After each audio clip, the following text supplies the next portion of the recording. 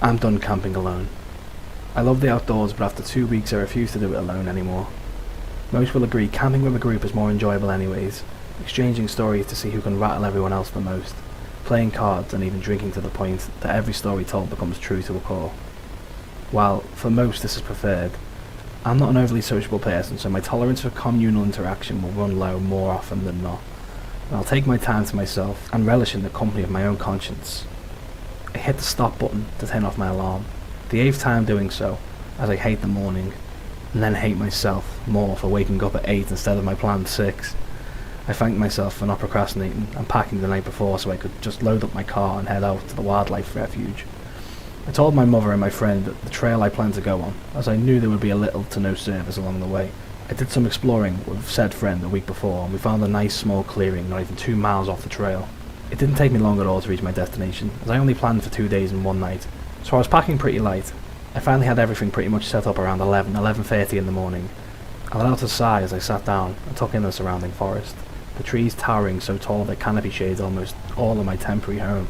I decided to tear into the lunch I packed as the fauna performed their natural symphony around me, soothing me into a near melancholic trance. I think to myself how small our problems become when we step back and just catch our breath. The sun was setting when I woke up from my nap. I took around 4. I checked my watch to see it was almost 8. I decided to collect some twigs and straw and light a campfire for myself, even though I knew it wouldn't get that cold. I had a nice bundle cradled under my arm when I felt it, a small droplet of water that must have escaped through the leaves of the canopy. I cursed myself for being so bad at planning and not even checking the weather forecast. Thankfully, the trees sheltered most of the now drizzling rain. I wasn't going to waste this wood and tinder, so I used a small tarp. I brought it to make a shelter for my fire, not far from the tent. My poor excuse of a fire didn't last long, as it became a downpour instead of the faint glow of the moon to the light of the night. All I had was my phone flashlight, a small child-sized lantern, and the strikes of lightning that lit up the whole world in a bright bluish-white glow.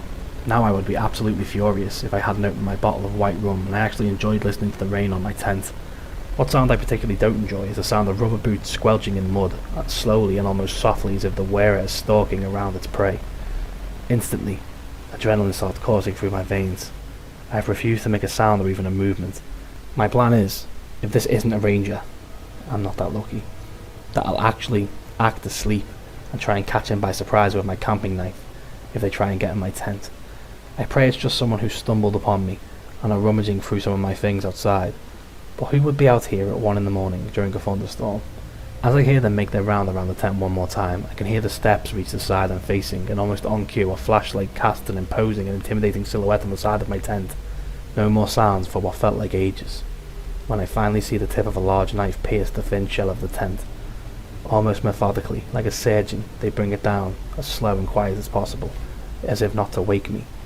I wait, and finally poise myself in a near crouch position, as silent as possible. Feels like hours as the gash almost reaches halfway.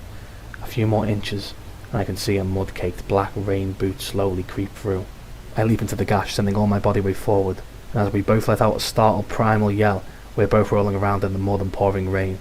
I can hardly see anything with the faint glow of the near-dead lantern hanging from my tent, but as we wrestle and writhe in the mud, trying to keep both our blades at bay, I can tell this man is a giant. I stand 6 foot at 190, so this man has to be well over 200 and at least 6'5".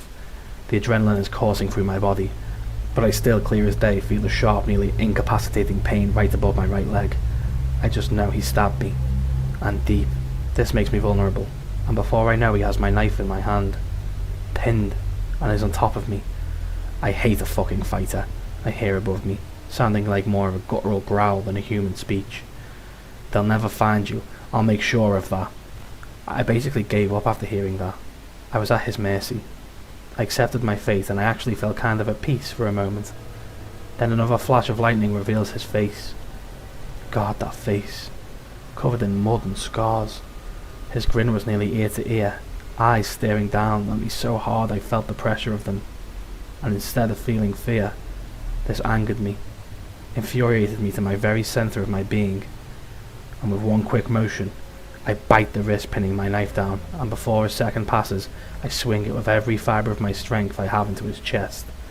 The sound nearly makes me freeze. I expected a wet piercing sound like a movie, but instead I hear an awful thump, like a drum, as it drives through his breastplate. He falls to the right of me, and wasting no time, I just keep going and going, and the roaring orchestra of each thud and beat mixed with his agonizing groans and yelps sounds so much better than any natural symphony. After all was said and done, I stumbled to my car and drove myself till I got service. And after a week in the hospital, I was cleared to go, with a pretty bad limp in my right leg. The man was apparently a known violent meth head who just got finished with a stint in prison for aggravated assault, burglary, attempted murder, and sexual assault, along with a string of other mismenders and bad deeds. I think I'm done camping alone.